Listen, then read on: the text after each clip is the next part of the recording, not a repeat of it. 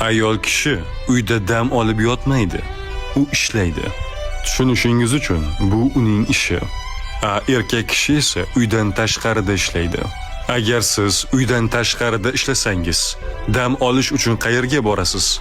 Uyga. Agar siz uyda ishlasangiz, dam olish uchun qayerga borasiz? Uydan tashqariga. Ya'ni erkak ishlaydigan tarafda ayol kishi dam olishi kerak. Ayol kishi ishlaydigan joyda esa erkak dam olishi kerak. Shuning uchun ayolimga doim aytaman: dugonalaring bilan dam ol, birga qahva ich. Tushunamanki, u dam oladi. Do'konlarga borishadi, kafega borishadi, dugonalari bilan birga dam oladi. Tushunyapsizmi? Ayol kishi uyda dam olmaydi. Shunchaki biz erkaklar shunaqa o'ylaymiz.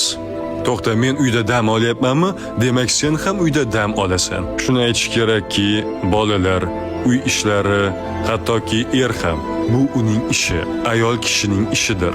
Lekin shu bilan birga u ham dam olishi kerak. Shuning uchun ham o'z ayoliga dam olishi uchun sharoit qilib berish kerak.